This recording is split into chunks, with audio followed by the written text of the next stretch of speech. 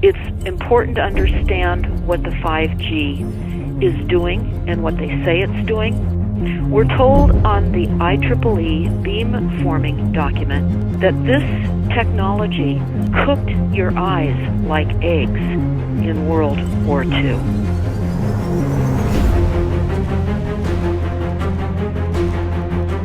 And you all need to understand these are military weapons.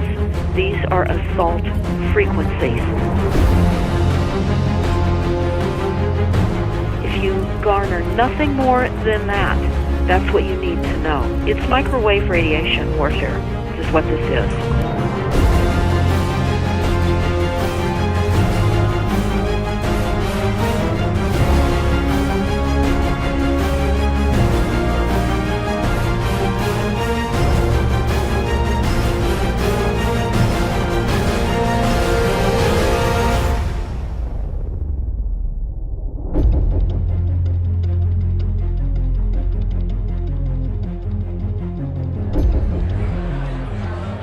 Ladies and gentlemen, please join me in welcoming to the National Press Club Federal Communications Commission Chairman Tom Wheeler. It's an honor to be here at the National Press Club. The first generation wireless, 1G, was voice. The second generation, 2G, allowed both talk and text. The third generation, 3G, the internet, in a limited way. And today's technology, 4G, completed that digital migration. But if anyone tells you that they know the details of what 5G is going to become, run the other way. This video is brought to you by the number 5 and the letter G. And pretty soon, everything else will be too. I have to tell people 5G is a killer.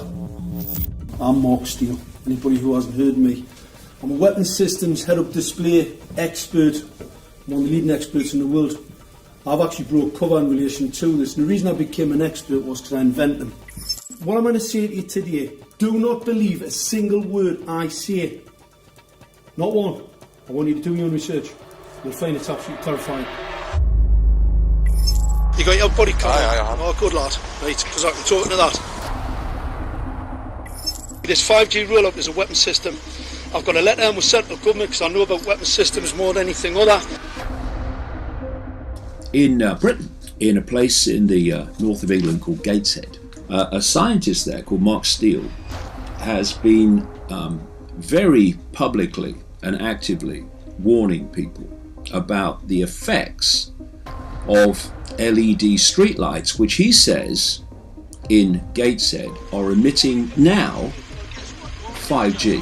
Right, what's the crack? Hey, lads. I'm just having a word with these Gateshead council workers about replacing these transmitters on these lights that are causing harm and assaulting the community. This is an existential threat to the economy, to the environment and humanity. If these transmitters are everywhere, then everyone's at risk, surely.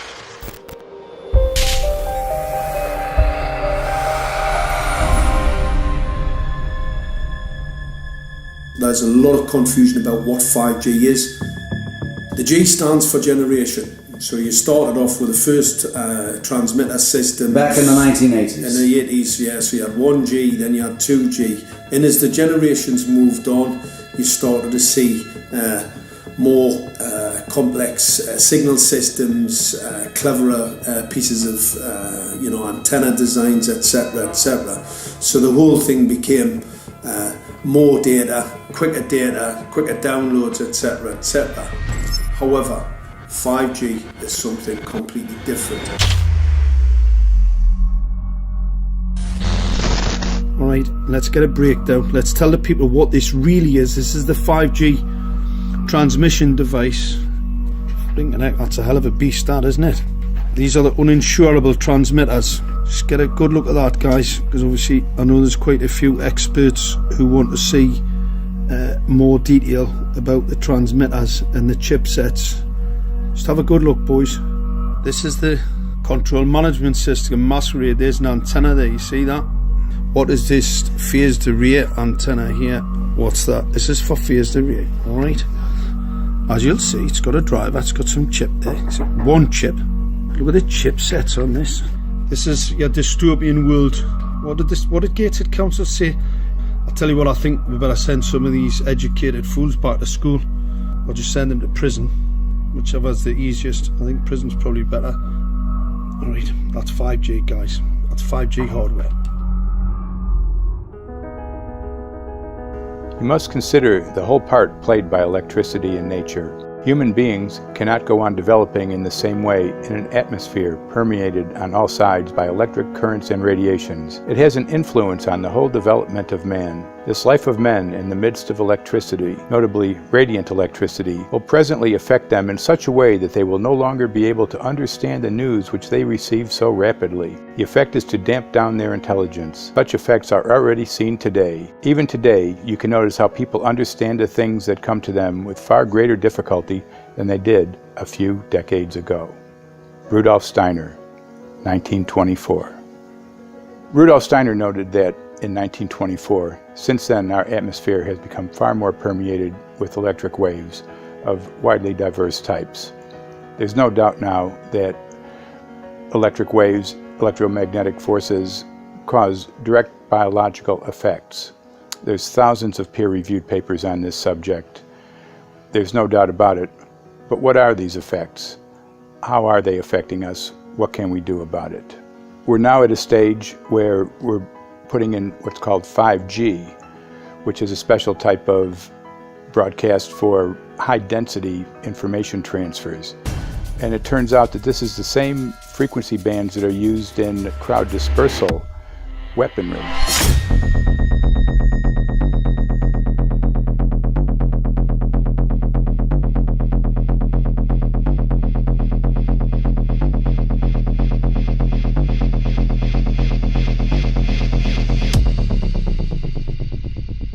5G, first and foremost, is densification. So it's significantly more transmitters in close proximity to a human, and it is also a sophisticated, illegal, unlawful transmitter.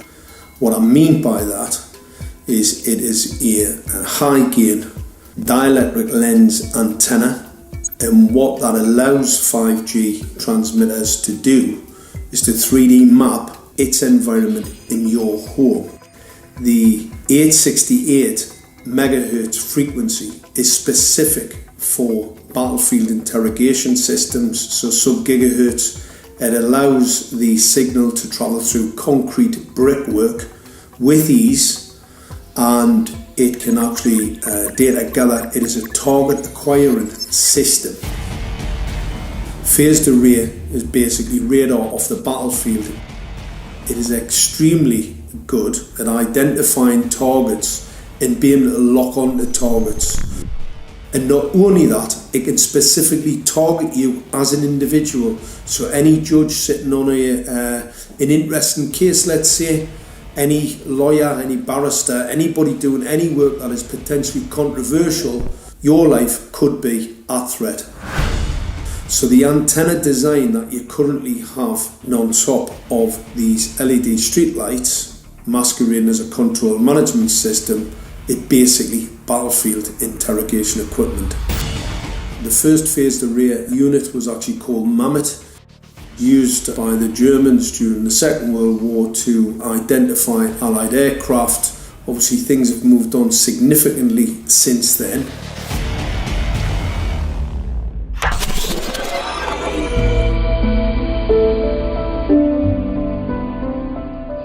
Well, I joined the Royal Navy in 1960, and I specialised in microwave warfare.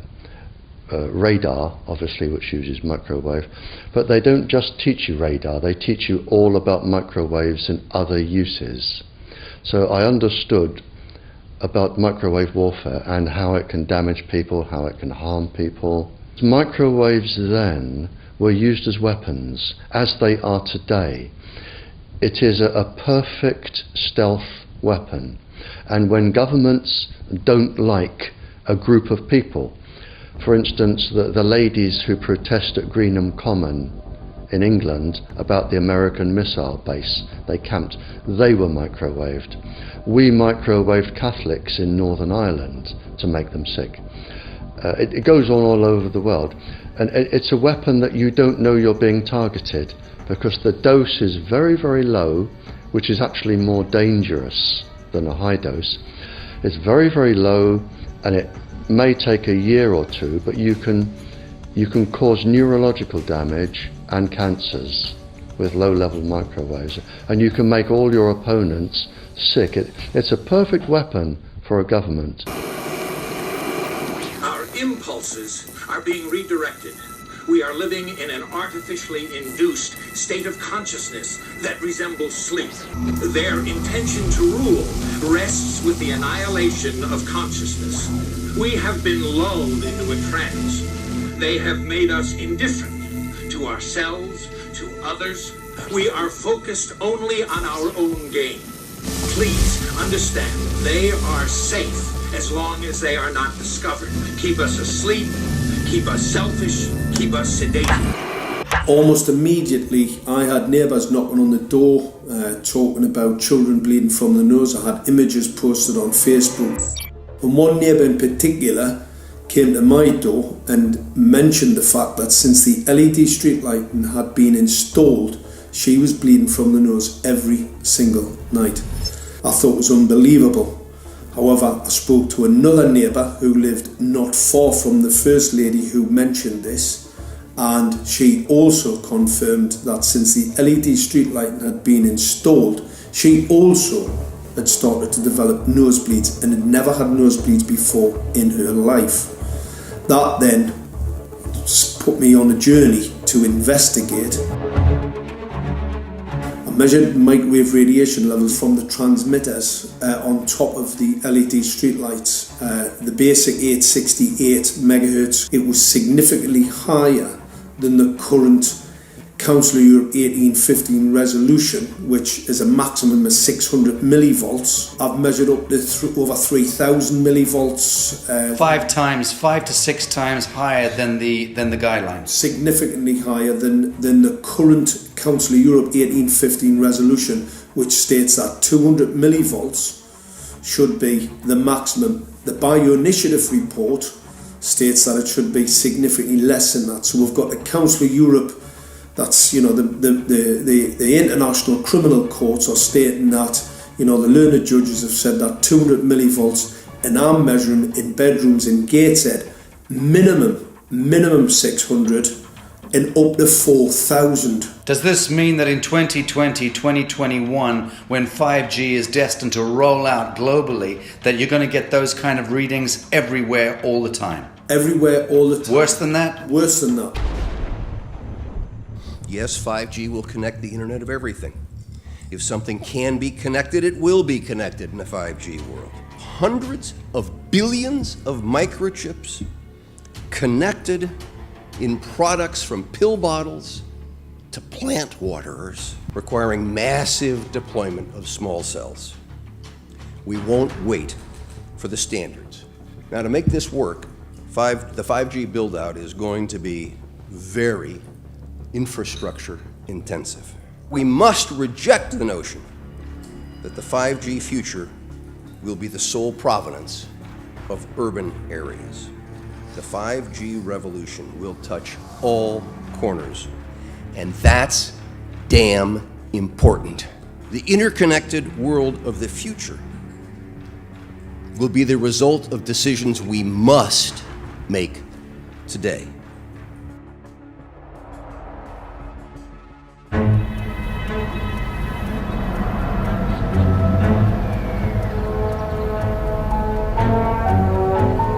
The main issue before us today is Senate Bill 637 and Senate Bill 894, the former by Senator Hugh and the latter by Senator Knopf. We're going to invite the first four witnesses in support of the legislation, and that would be John Jones with Sprint, David Lewis and Andy Emerson with AT&T, Neil Krevda with Verizon, and Frank Iacovetti Jr. with T-Mobile. So be straight with me. Is it true? It could be. No, well, very few cases. There was an unfortunate incident out in Iowa. Look, gentlemen, practice these words in front of the mirror. Although we are constantly exploring the subject, currently, there is no direct evidence that links cell phone usage to brain cancer.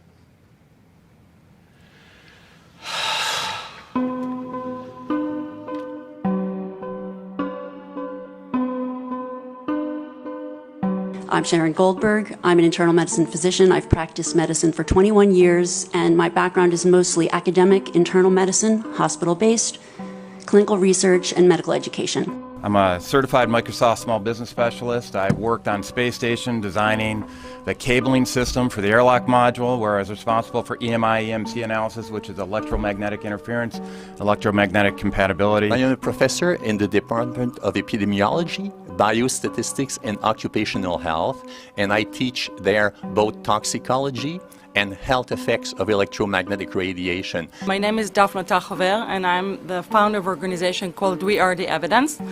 We are an organization that represents the many adults and unfortunately many children who have become very sick from wireless technology radiation. There seems to be a couple false Easter eggs being put out there right now. I want to make sure we dispel that right off the gate. The effects of wireless on health scientifically are very, very clear.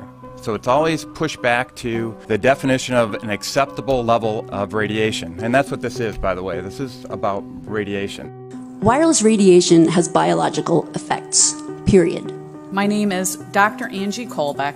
I've been reviewing the studies showing the impacts of wireless radiation on our health, and there are now thousands of studies showing the following adverse health impacts to wireless radiation: cancer, oxidative damage, DNA damage, DNA failure. Things like memory, dizziness, anxiety, brain fog. Headaches, nosebleeds, cognitive problem, exhaustion. We have evidence of DNA damage, cardiomyopathy, which is the precursor of congestive heart failure. Short and long-term memory loss, decreased attention spans, lower reaction times, even involuntary contractions of muscles causing misalignments of spines and jaws. Breast cancer. We suddenly have breast cancer in women who have no DNA predisposition.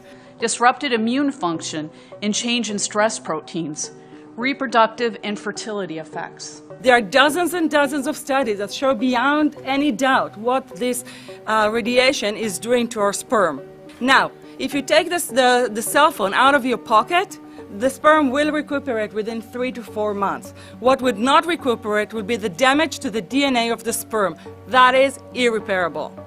The wife of the ex-governor of Indiana was diagnosed with glioblastoma. Same brain tumor Ted Kennedy had and John McCain had. Did you look at John McCain's car? This is a cell phone brain tumor. LeBron James, one of our sports people, had a salivary gland tumor. That is another cell phone tumor. You didn't hear about it because immediately after that was discovered, he was paid by Samsung to become their spokesperson. We are seeing increases in brain tumors. We're seeing increases in Alzheimer's. We're seeing increases in all of the neurotransmitter diseases, ALS, Lou Gehrig's disease, Parkinson's. These are all disease systems that are known to be associated with low-level energy exposures. We talk about 24/7, around-the-clock exposure, wherever you are and your whole body. You never get away from it. And it seems from our studies that maybe your immune system can cope with for a time, but it will deteriorate. Then the irradiation will definitely damage cells at a deeper level, and the question is what will then happen? These are out of peer-reviewed papers, so these are not just hypochondriacs thinking that they're doing it. We're having real problems with this. This is no longer a subject for debate when you look at PubMed and the peer-reviewed literature. These effects are seen in all life forms: plants, animals, insects, microbes. So 5G is not a conversation about whether or not these biological effects exist. They clearly do. There is scientifically evidence that is so strong that you can be certain that the standards used by the FCC to manage health effects are wrong. We need to start measuring how much radiation are people being exposed to. before we roll out 5G, there are 4 kinds of electromagnetic fields that we know are harmful to human health. So radio frequency radiation, magnetic fields, dirty electricity, and electric fields, okay? Our exposure, any given person, and all humans are affected by EMFs. What is our exposure in a day? It's not one cell phone. It's cell phones, it's multiple wireless networks, it's smart meters, it's cell towers. It's this sandwich, and it all adds up. The data we're going to look at are all published science, testing results, or public standards. At the bottom end of the radiation scale of what's called power density or signal strength is the minimum level at which cell phones will work, which was found to be 0.2 billionths of a microwatt per centimeter squared.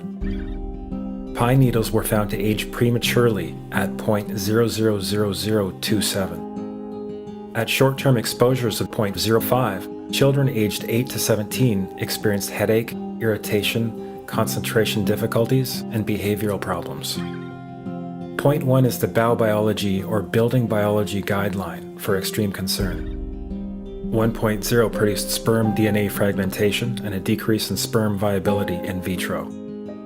Also at 1.0, the science shows the following bodily effects can occur: headaches, dizziness, fatigue, insomnia, chest pain, difficulty breathing, and indigestion. 2.5 saw altered calcium metabolism in heart muscle cells. 4.0, changes in the hippocampus affecting brain memory and learning.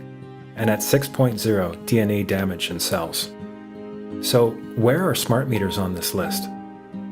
Electrical Power Institute in December 2010 measured a single Itron smart meter with pulses up to 7.93 microwatts per centimeter squared.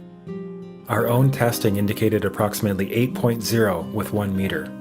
These tests are at a close distance, approximately 1 foot away from the meter, but an infant's crib could be just as close on the other side of the wall where the meter or bank of meters are installed. Even though there are all these known health effects at levels far lower, Switzerland, Liechtenstein, and Luxembourg see fit to set the standard at 9.5. And China, Poland, and Russia, 10.0. This is the same level at which behavior has been altered, producing reflexes of avoidance following 30-minute exposures. A room of 12 smart meters, very common and even a conservative number in an apartment building, tested at 19.8 microwatts per centimeter squared. This is hundreds of times higher than levels which clearly indicate harmful effects. So, how can utilities and governments get away with forcing these devices on everyone? This is how. In Canada and the US and several other civilized countries, the safety limit is set at 600 to 1,000 microwatts per centimeter squared.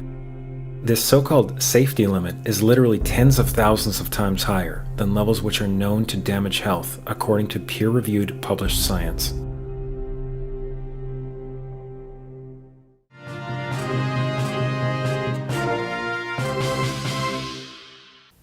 Faster, better, more reliable internet. That's the promise of 5G technology, but there is also the peril. Health hazards associated with radio frequency that is higher also and requires more transmitters and antennas. And the stark, simple fact is the health hazards are unknown and unstudied. And that is a sign of neglect and disregard on the part of the Federal Communications Commission that seems unacceptable. There have been no answers so far. The FCC basically has said everything's fine, but in order to reach a conclusion about the health and safety of this new technology, we need facts. Mr. Chairman, thank you for having this hearing.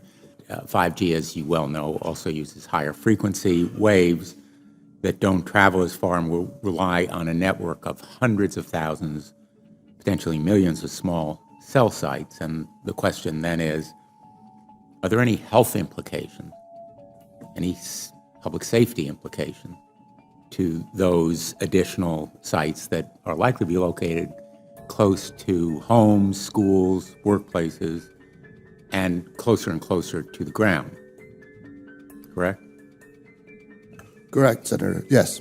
So my question for you, particularly Mr. Gillen and Mr. Perry, how much money has the industry committed to supporting additional independent research?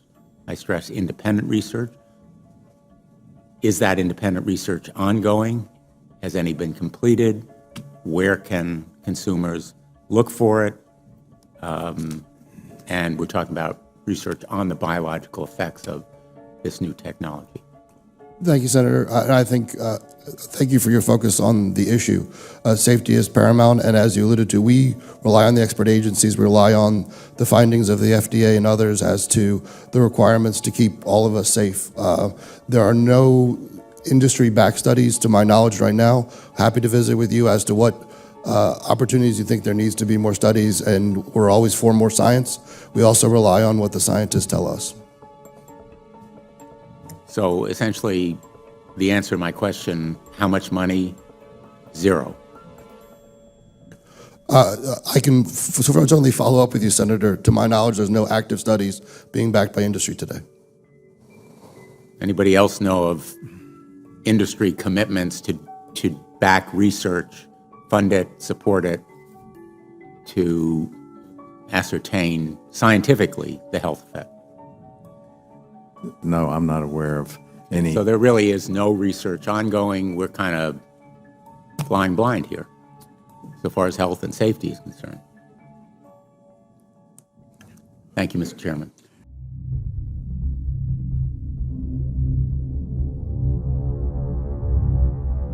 You're a trained medical professional. Yes. We don't have one on the panel. What are we to make with of the American Cancer Society, for example, telling us there's no evidence of harmful product? Many of these organizations have conflicts of interest. Very briefly, if you can, what do you mean by conflict of interest? One of the first things that you teach residents is that you always have to look at the funding. There's a tremendous amount of sponsored research by people who are hired to do studies to find no effect. And that's plagued this field in a number of countries. The radio frequency radiation work that we did was supported by Motorola. The relationship was really very cordial and very stress-free, but only up until we started generating data. These folks were very, very upset and began to talk about how are they going to handle this, what sort of spin can we put on this, what can we expect from this, and from that point on the relationship changed. What we saw was that Motorola began to exert more and more control over the work, telling us what to do, telling us how to write abstracts, what to say in the abstracts, what to say in the papers, how to do the work. No, don't do this. Yes, do it this way. This was unacceptable. I had completed our study of DNA damage, and I submitted the final report to Motorola. They simply weren't willing to accept my interpretation of my study, my evaluation of my study, my knowledge of science at that point, and tried to urge me not to publish the study. Did you hear about people coming to you as far as having complaints about illness? We were made aware of health complaints following installation of smart meters, and we wanted to verify this using our field work. So I measured the field of about 30 different people while they stood 1 foot in front of the smart meter, and in every single case, the human energy field was obliterated as they stood in front of the smart meter. So in our first slides, what we see is normal cells, and the structure of the cells is intact and sound. This is what we would expect from a normal sample. So after 2 minutes of exposure in front of the smart meter at about 1 foot away, we see a totally different story. Sample 1, you can see a lot of degradation in the cells. The cell walls have been broken, and you see changes in the cells which are called mycoplasma. It shows a mutation to the cell. In the second sample, we see a different type of degradation to the cell membranes. You can see a corrugation here. This is called bottle cap formation. and it's known that this occurs due to oxidation or exposure to free radicals. So this third subject, when we did her sample, she had to be pulled away from the meter after 45 seconds because she complained about an increasingly severe headache. And here you see a phenomenon called rouleau, where the red blood cells are stacking up, which makes it very difficult for the blood to deliver oxygen to the tissues as they would be their normal function. Every single one of these is a degradation. Every single one of these shows a trauma to the blood cells, and that came from something, and the only variable was the smart meter. The good news in all this is the patient and the blood can return to normal once they have been removed from the influences of these stressors.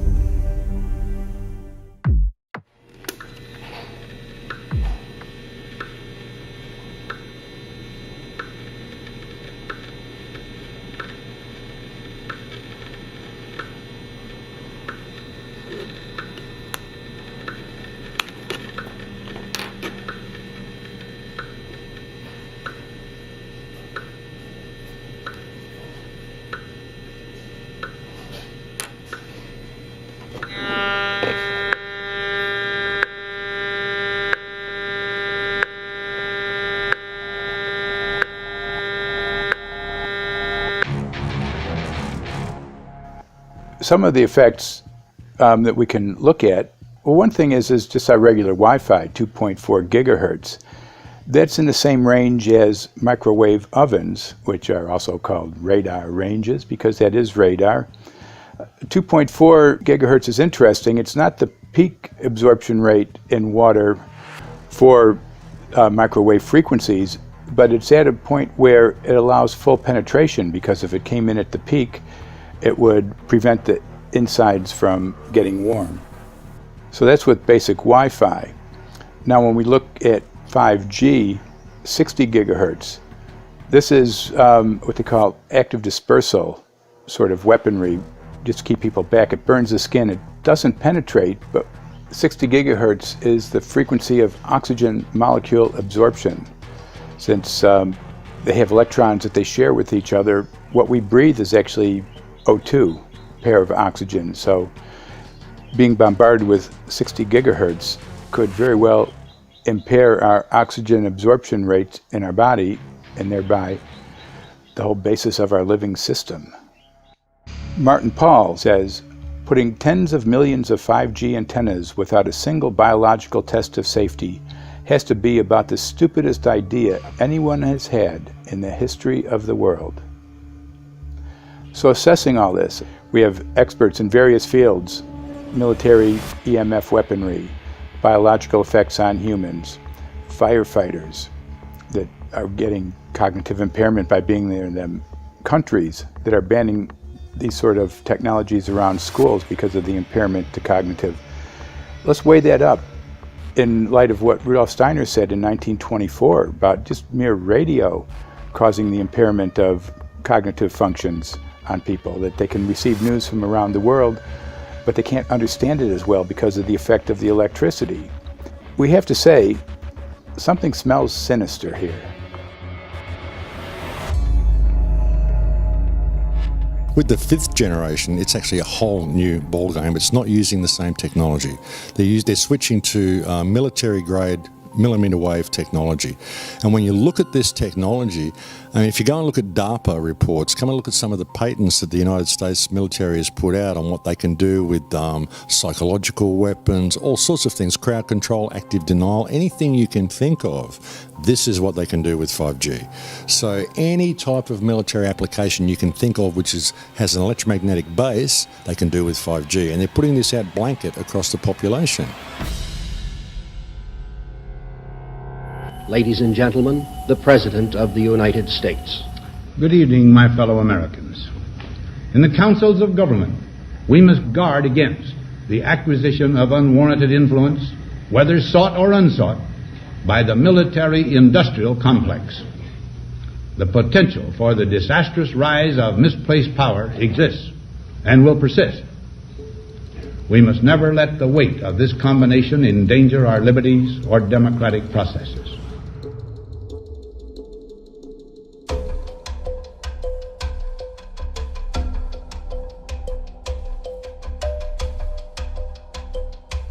The FCC is a capture agency. They probably conducted what I believe to be the biggest fraud on the public ever conducted. The FCC has been described by Harvard University's Center for Ethics writer Norman Alster as the most captured agency in D.C., acting more as an industry cheerleader than a regulator. This is especially true today with 5G, where there are serious safety concerns and potentially misleading information coming from the FCC. For example, the previous chairman of the FCC is Tom Wheeler. He was the head of the Wireless Lobby Association for 14 years. Now remember, Obama told us there would be no lobbyists in his administration, so he took the biggest lobby and put him as a head of the FCC. And that's damn important.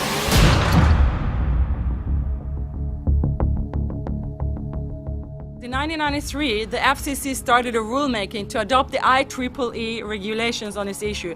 IEEE is an engineer association. Why is it that we adopt regulation of engineers who maybe know how to measure this radiation when it's passing a wall, but not when it's passing a body? All our health agencies objected it, saying that it makes no sense to adopt engineer association, that they had not even one biomedical person on their team. They are effectively indemnified against adverse health impact lawsuits when the acceptable limits are higher than the limits actually shown to show harmful health effects. The FCC guidelines were developed for short-term exposures, 6 minutes, 30 minutes, depending on it's a phone or an outdoor exposure. And they have absolutely no connection to the biological effects that have been very clearly summarized in the Bio Initiative. So as you can see, there's a number of individuals in this room today that have serious concerns about this as regards to their health. If one of your companies decides to put one of these small cells up at a pole that's within, say, 50 feet of one of their houses, what recourse do they have to say, is there a way to move it somewhere else? There's language in the bill so that the authority can require the applicant to come forth with certification of compliance with the FCC's rules related to radio frequency emission. Remember that denial of request or denial permit request that you can put in? It's going to point back to the acceptable levels as determined by the FCC. Not the EPA or not the CDC, the ones who usually take care of health concerns, but by the FCC, which is staffed by former members of the telecommunication industry. That's the fox guarding the hen house. It's a fact that most insurance companies will not indemnify against EMF effects. Telecom companies around the world are warning their investors of potential major costs due to real or alleged risks of EMF pollution from their products. Interestingly enough, they're warning their investors, but they're not telling their customers. They're basically keeping it quiet because that's where their money comes from. So we're using technology that could be very potentially harmful to us, and the investors know it. But their only worry is that they might lose money, not that our health might be affected. First of all, I think what you should really think about is why is it that they're not insured? It's not that they chose to be self-insured. They actually rejected by the insurance company from being insured because they understand the risk. And so the insurance companies, the big insurance companies, will not insure the telecommunication? So there's insurance companies, and then there's what's called secondary insurance companies. Secondary insurance companies are the insurance companies that insure the insurance companies. So in an event, an insurance company, let's say I insure Verizon, and it may not be able to meet the claims, then the secondary insurance company is kicking in. Like Lloyd's of London? Sorry? Like yes, Lloyd's of exactly. London? So two leading ones would be Lloyd's of London and Swiss Re. Both told the insurance company not to insure the wireless industry, and this is why they're not insured. And that should give you a hint. Now, this is exactly why they have to prevent a health lawsuit. And how do they prevent lawsuit? That goes back to Section 704.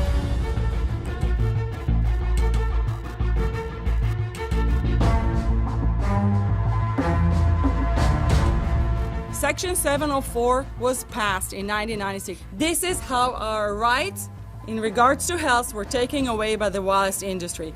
What this legislation did, it gave the power to regulate the health effects of wireless technology to the FCC.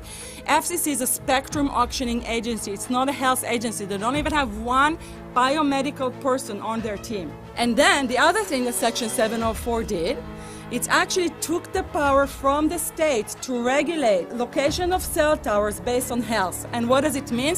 It means that if they want to put a cell tower in front of your home, you cannot go to your city council and say, hey, stop, I don't want it. I just heard in a lecture that there are 10,000 studies proving that it's harmful. I don't want it. My child is sick. They will tell you, stop. You're not allowed to mention this in the city council because Section 704 says that if you will, and if the application will be rejected, the city will be sued, can be sued by the wireless industry.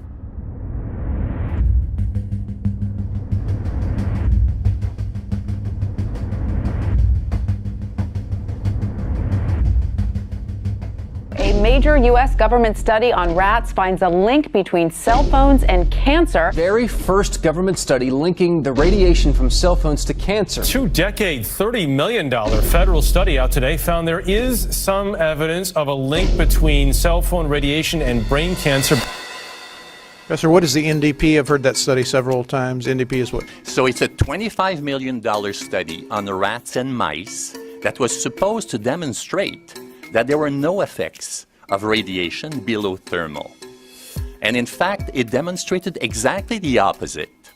And it follows on the heels of two major studies on animals that said exactly the same thing. And that study was designed perfectly to make sure that it cannot be challenged, that there will not be any doubt. That's why it took them 14 years. That's how they prevented discussion of health. And why do they want to prevent discussion of health if there's no problem with health? Simply put, FCC is completely unprepared, unable, and possibly unwilling to oversee 5G for safety, even as it barrels toward us. They are falling back on tired definitions and panaceas long since disproven by science. To make matters worse, recent FCC rulings and numerous industry-friendly bills passed at state and federal levels between 2016 and 2018 removed the last vestiges of local and state review over infrastructure siting, just when we need it the most.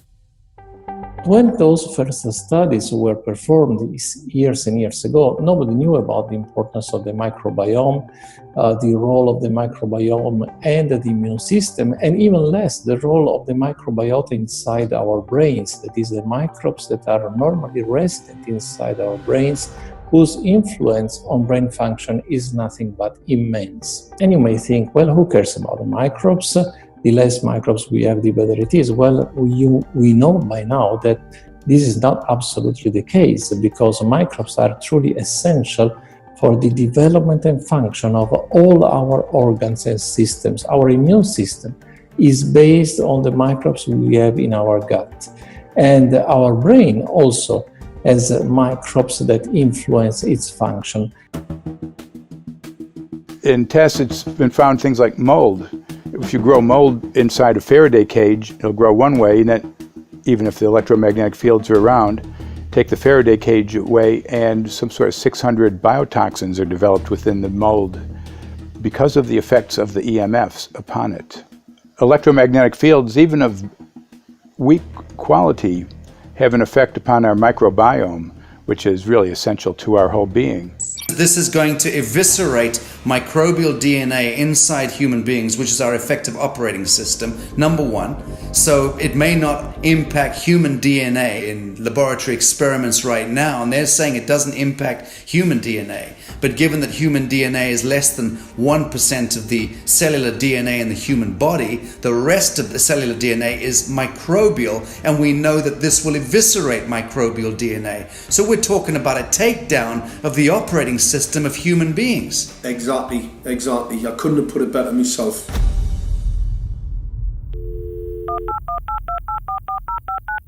John Brandt. Good morning, Mr. Brandt. Wow, this is Amanda from Virginia. Hi, how are you? Hi, I've been trying to get a hold of you for months now. You guys are covering up chemtrails.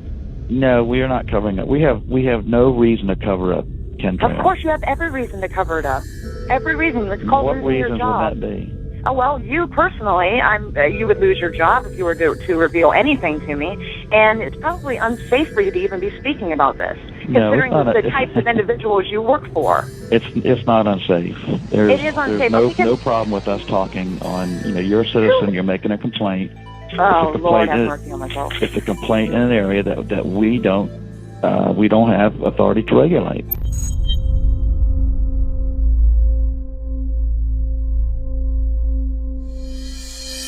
So the connection between chemtrails and 5G. It's all interconnected. The metallized particulates that would allow the 5G phased array, so basically the radar that would allow it to be able to identify you, so it can watch you, it can identify you in your own home 24 hours a day, 7 days a week. For the last X amount of years, we've been through chemtrailing, and that is now the cat is out of the box. We've had these nanoparticulates raining down on humanity for years now, impregnating our bodies, by best accounts staying inside our bodies. Those nanoparticulates, what you're saying, are building up a kind of a phosphorescence glow capability so that we can be flagged up in our homes, behind concrete and steel, inside bunkers, in the basement, doesn't matter where you are. The 5G will be able to now triangulate, map and read you because you as a living being are impregnated with these nanoparticulates, which are acting as a kind of transmission and reception technology. It's exactly, absolutely exactly. You have to consider that DNA also works as a fractal antenna, which is able to send and receive and also to process signals under the form of radio frequencies. Well, then there is no doubt that artificial radio frequencies, such as those of cell towers, and in particular these new types of towers that have a much higher density of signals, they may somehow interfere with the ability of DNA to retain and transmit biological signals. So this is one level of danger that very few biologists are aware of. How much effort was put forward to address this, what most of these people are, or many of these people are here for, which are the health concerns? Was there any dialogue back and forth? Was there any working, was there many studies evaluated to look at regarding this area? Maybe not every person that has concerns on the legislation was brought to the table. Okay, so from your perspective, you feel that there was a legitimate amount of time to evaluate the data that the opposition would have on this? Absolutely, and I wouldn't put forth something that I didn't believe in. And I'll tell you, as I mentioned earlier, and it's been commented several times amongst the panel here, this is truly an economic development issue. Our 3-year-old, again at home, is outraged when we pull out the driveway and he's not able to access Wi-Fi.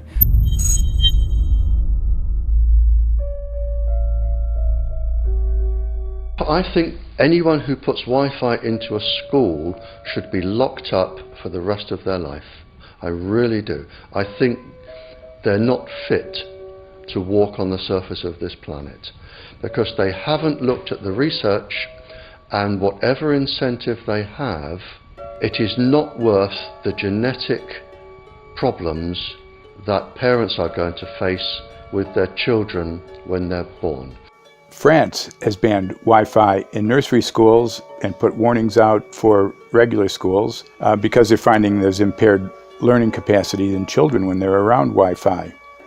And they have to put up warning signs where they put Wi-Fi transmitters. When I got sick and I learned that they're putting Wi-Fi in the schools in Israel, I was very sick at the time, but I could not tolerate the thought that children in the schools will become as sick as I have. And after a few months of correspondence, I submitted a Supreme Court case in Israel to ban the use of Wi-Fi in the schools and replace them with wired network. The 4 top diseases that kill our children, our young adults right now, are brain tumors, thyroid cancer, testis cancer, rectal cancer, everywhere we put our cell phones. And a lot of our children are sick and they're being misdiagnosed and mistreated because the wireless industry has put billions and billions of dollars in the past 30 years to mislead the public as to the health effects and keep the public uninformed. We are performing an experiment on children. We are exposing children to microwave radiation for 6 hours during every school day. We have had absolutely no studies looking at the long-term effects of this radiation on young people or even on adults. A considerable amount of research shows that developing brains and bodies of children are much more affected than adults. And there are clear indications of a link between increased electromagnetic fields and autism spectrum disorders. We took 10 autistic children and went back to the sleeping location where the mother was when she was pregnant with that child and compared it with the sleeping location of a mother that gave birth to healthy children.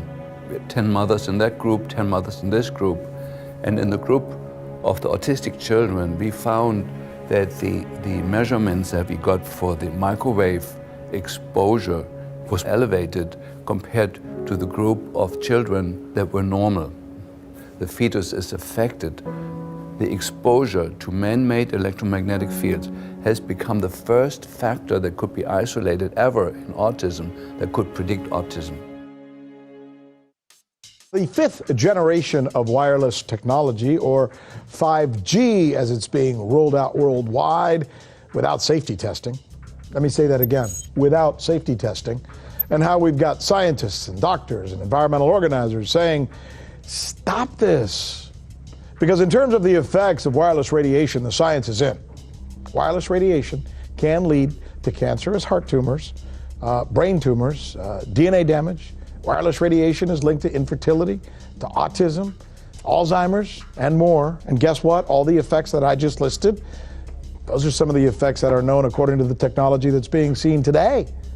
First of all, you have to know that we know that the other EMFs that we're exposed to are already known to be health risks.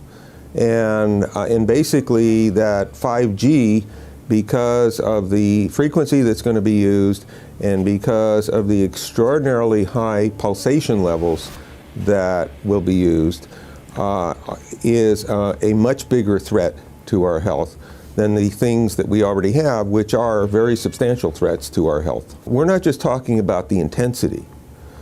We're talking about the frequency and the very high level of pulsations. There's a huge literature which shows that pulsed EMFs that pulse up and down very rapidly, are in most cases much more biologically active than our non-pulsed EMFs. Every single wireless communication device communicates via pulsations, but the industry completely ignores this issue. The problem with 5G is that they're planning to put out tens of millions of these antennae all over the place without doing one single biological safety test. Are you implying possibly that we, the consumers, are the guinea pigs since they haven't really done tests to see the effects in a smaller setting? I mean, that's not an implication, it's a statement. We are, yes. Cancer is not the main concern that I have. I'm really concerned about sperm count and about effects on pregnancy. How many of you know that 1 in 6 American couples is unable to have a child when they want to? How many of you know that last year the birth rate in this country dropped the most that it ever has in recent history, 3% in a single year? People look at the sperm, and people use cell phones, and the sperm, usually sperm swim, and they swim straight. But if you expose them to radio frequency, mobile phone waves, they swim in a circle. Studies have been done here in Australia, taking sperm from healthy men. And one test tube gets exposed to cell phone radiation, and one test tube is not exposed to mobile phone radiation. And then the results are evaluated. And this is a measure of vitality. We measure how well the sperm swim. This is a measure of motility. This is a measure of mitochondrial DNA damage. They have 3 times as much damage on their DNA if they have been exposed to mobile phone radiation. The data on that are rock solid. Cell phones can damage sperm quantity and quality. Your embryo, your uterus in the fetus, where your child is developing for the first 100 days, in the ovaries, the eggs do not have that protection. So they are at maximum risk from radiation. And for the first month or so, you wouldn't even know you were pregnant. You wouldn't even be taking precautions. That is the main danger area. So you give birth to a daughter, but her ovaries are now contaminated. She may be normal, she may be genetically damaged, but her ovaries are at the most risk. So when your daughter grows up and she becomes pregnant and has a baby, this is where one of these eggs will be fertilized and come out.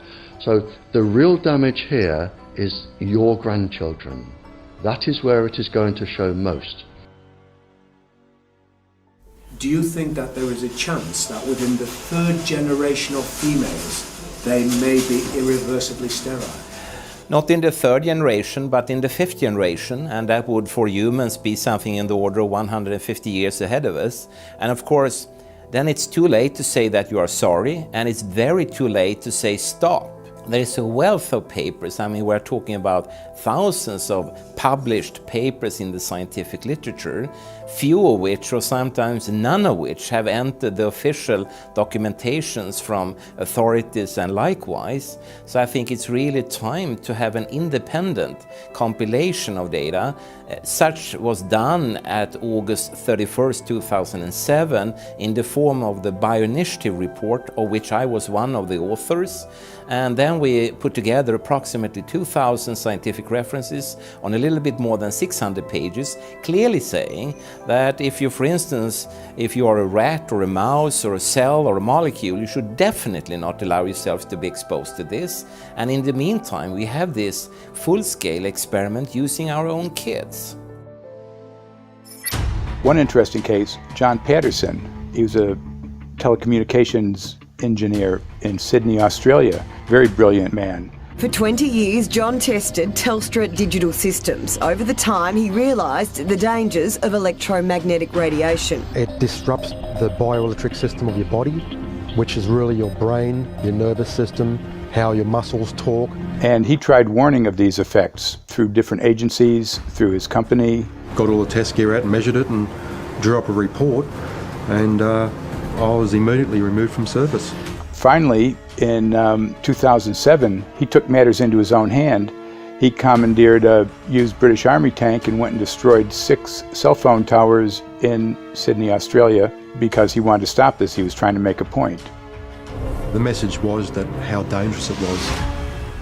You know, these people were elected by us to manage our infrastructure in a responsible manner. That is the sole purpose of government if it's going to exist at all. And if it doesn't do that, then it has no right. It is invalid. So we need to pull this infrastructure down. We really do.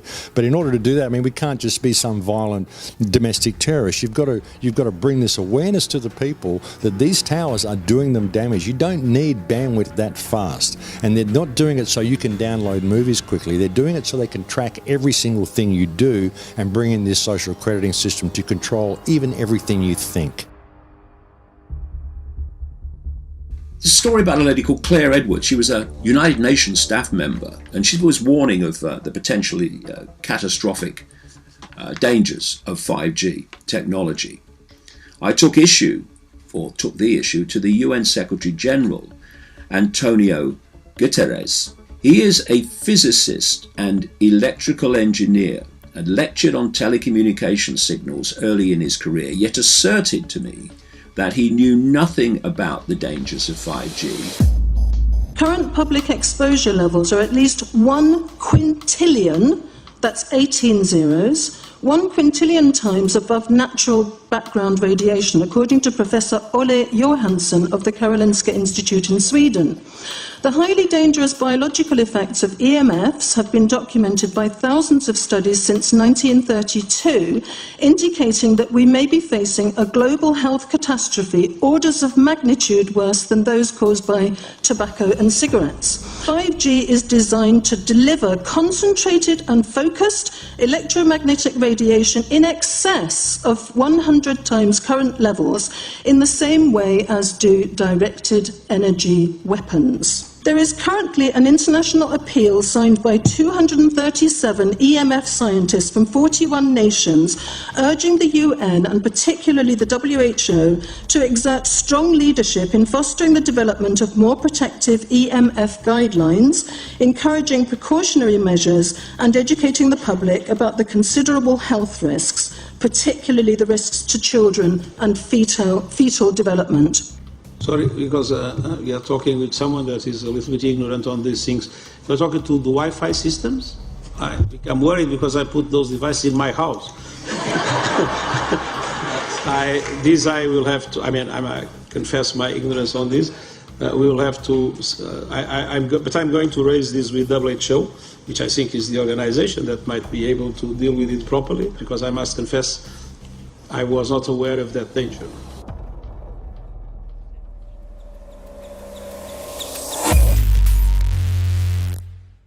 In 1996, when the Telecommunications Act was passed, in it was a provision essentially that kept local officials from addressing health issue concerns when approving or not approving a cell tower. So that's correct. But then something new is happening. We've talked a lot about it on the Solari report, thanks to Jason Bogdan-Smith and his website EMF Warriors. But this is new. This is very, very new. So you're basically, sending out an appeal on something that in one sense hasn't happened yet. This is not just an incremental change. This is a big step up.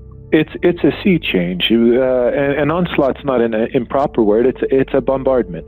So instead of a cell tower 1 mile or 2 miles from you and you still have cell phone service, we're going to have antennas every block, and some poor soul is going to have one mounted to a utility pole maybe less than 20 meters from their home. So this kind of, invasive bombardment with this many antennas, just in 1 square mile, if you do the math, 1 per block and 16 blocks per mile, that's about 250 antennas per square mile. The millimeter wave is untested. Former FCC Chairman Tom Wheeler openly said that they don't plan to test. We won't wait for the standards. And then our appeal also addresses the fact that there's a plan to roll out 5G through satellites in low Earth orbit. So 20,000 satellites, which will cover every square foot of the planet with a 5G signal. 6, 5, 4, 3, 2, 1. Night after night, politicians and other leaders were telling Americans that Sputnik revealed that we were at great risk. Not just our pride, but our security is at stake. If Russia wins dominance of this completely new area, well, I think the consequences are fairly plain. Probable Soviet world domination. We choose to go to the moon in this decade and do the other things, not because they are easy, but because they are hard. Because that challenge is one that we're willing to accept, one we are unwilling to postpone, and one we intend to win. Welcome, everybody, to the White House. This is White House 5G Summit. My name is Justin Clark. I'm the Director of Public Liaison, and we are thrilled to have you here today. Really happy to be joined by a lot of leaders in industry, members of Congress and the Senate, White House leaders on this, and people from the FCC. Before we start, one, we are government, so don't assume we know anything, okay? I do agree, I don't know anything. I have become accustomed to giving speeches in my new position on subjects about which I frankly know very little, and we need more cell towers and connections in Connecticut, my home state. It's ridiculous. The U.S. is in the lead thanks to our private sector as well as the work of the FCC and this administration overall. But China and South Korea and many other countries are eager to claim this mantle. We have every intention to deploy 5G first and reap the benefits of faster and more robust wireless.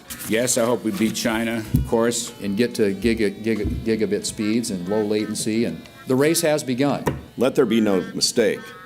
The race to 5G is a sprint. Winning the global race to 5G, it's a national priority. We must bear in mind the national security implications of winning the race on 5G. Today we're talking about the importance of being first in 5G, continued commitment to putting America first in the race to 5G. We're calling it America First, 5G First. Well, our strategy is called the 5G FAST Plan, a plan to facilitate America's superiority in 5G technology. Connected devices for health applications, which I love, has the capacity to make people healthier, as I understand it, a lot of medical applications. Industry is not asking the government for money to build 5G networks.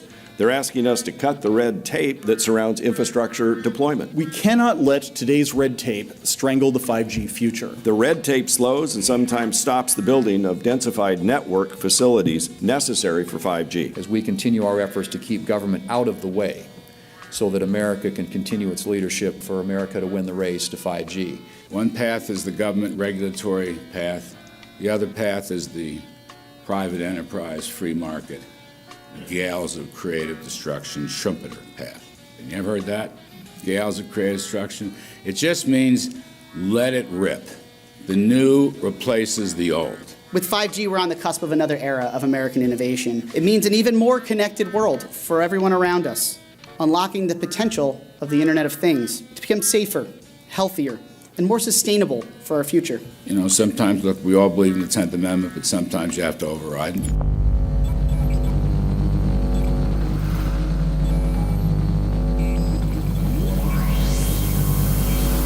By the way, the 1996 bill permits that kind of override. We're not here to be completely heavy-handed, but sometimes you got to do what you got to do. And some of these states or cities that don't want to cooperate want to shake us down. We can't allow obstacles and barriers to stop this movement. That's all.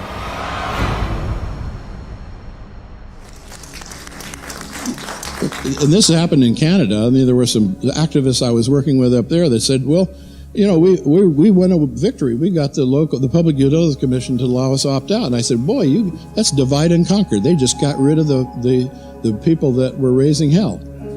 So, you know, that's not the answer. We need to opt out everybody. An opt-out is an agreement to pay to not be harmed. An opt-out is volunteering into extortion. An opt-out says that if I don't pay you, you have the right to harm me. So that doesn't work. This is a mandate. This is being pushed down your throat by a company that is not responsive, by a government that is not responsible, and it's being done in a collusion that's designed to undermine the individual rights of individual people in communities across the country and around the world. The Minister for the Environment has a duty. His duty is primarily to ensure that there is cleaner, better, healthier environment for people in this country. It's a simple duty. He also has a responsibility in regard to science and innovation to make sure that that happens. What seems to be happening here, in fact one could say undoubtedly happening here, is he's using science and innovation to ensure that our right to life is threatened. There have been no public debates. There is no public discourse. There are no public disclosures as to why, when, how, what is going on in regard to 5G. That by itself is a breach of ministerial responsibility, and one which we really should look at in terms of a private prosecution against the ministers who have failed to protect our right to life. Okay, smart technology, smart meters, smart cars, not that smart, huh? What does smart mean? Anything that has smart attached to it, secret militarised armaments in residential technology. That's where smart came from. And smart, every bit of technology that you see today has all been developed for either some type of battlefield, some type of intelligence gathering system, and obviously these developments have to be commercialised, and people have actually took them into their homes. The definition of a smart grid is a wireless system that will fundamentally turn every single appliance in your home into the equivalent of a transmitting cell phone. That's every computer, every television, every furnace, every air conditioner, every coffee machine, every printer, every single appliance that you have in your house will eventually, in a smart grid, have an antenna that's embedded into it that will transmit your usage data to a smart meter on the outside of your home that will then transmit your usage data to another tower receiving that usage signal that will then go to the utility company for supposedly billing purposes.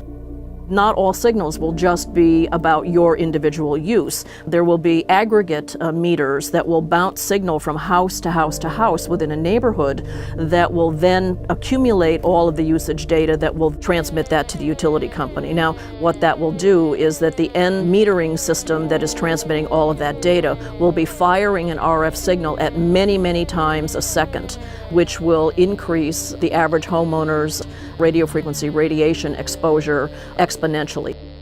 This picture shows some aphids on the leaf of an orange tree shortly after radar equipment was installed at a nearby airport a number of years ago.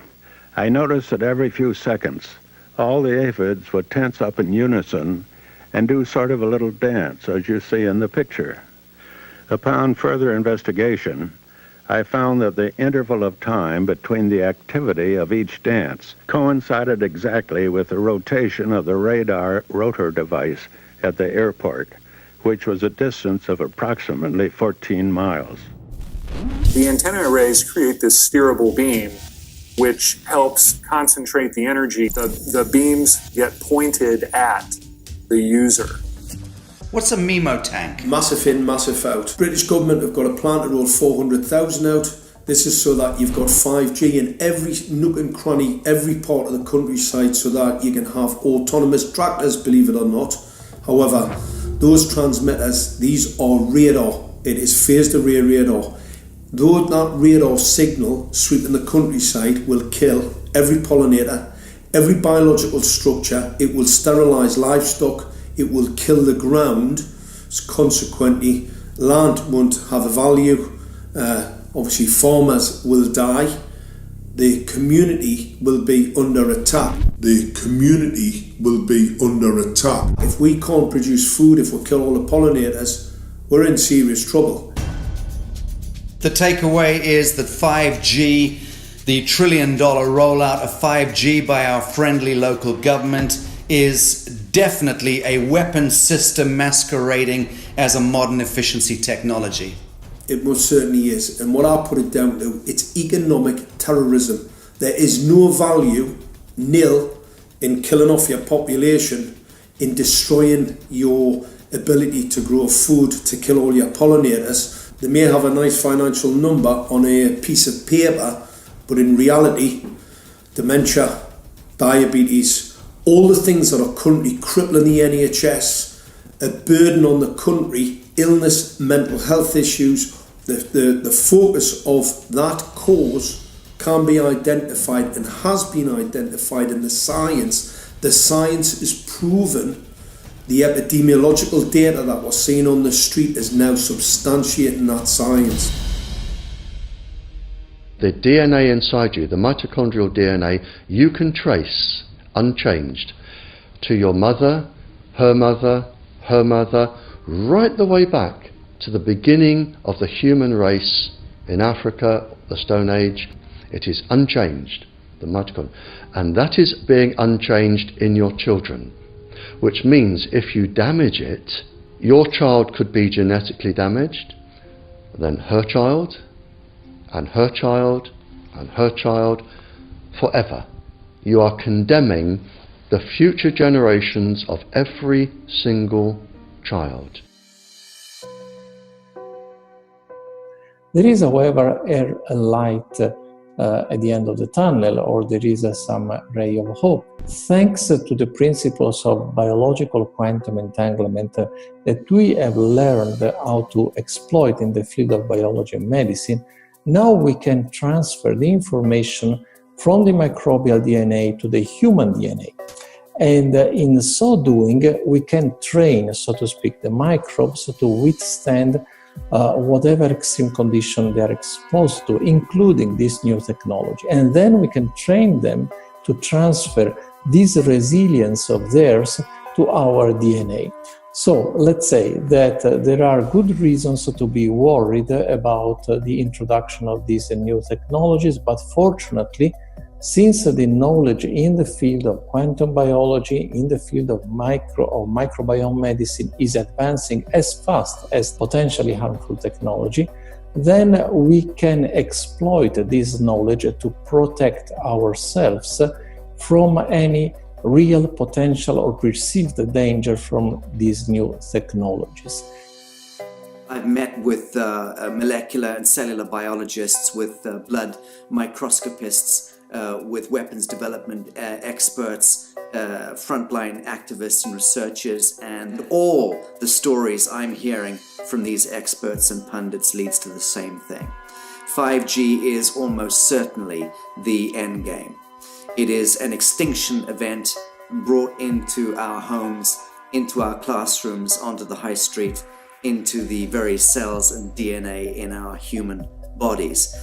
It is such a perilous threat that it is almost impossible to imagine, let alone describe. When the 5G signature goes live, it will tap into a multitude of satellites which are in geosat orbit around the surface of the Earth. Millions of surface antennas will pick up that signaling and will then scatter the signaling into hundreds and hundreds of millions of different micro antenna systems set up on street lamps and even in your home, which you're not aware of incidentally. The LED light bulbs in your home invariably contain the micro or nanotech lens flare capacitors which will receive the 5G signaling, and it will proliferate the 5G signaling everywhere by exploding the signal into billions of photons which will target everything all at the same time. This is stealth technology. This is invisible science. But what it means in simple terms is that you will be flagged up, visible, trackable inside your own home. Anywhere you move on the surface of the Earth, they will have a lock and load tracking capability over you. You will be visible to invisible masters, each one of us, all the time. Today, our governments and the corporate sector have managed somehow to infiltrate the mainframe of our civilization and are pushing through a $20 trillion infrastructural rollout without any, and I mean without any, health science running behind it. There have been no tests. Your government and your health authorities are either in collusion on this matter of genocide and ecocide, or they're just damned stupid, and I would suggest it is the latter.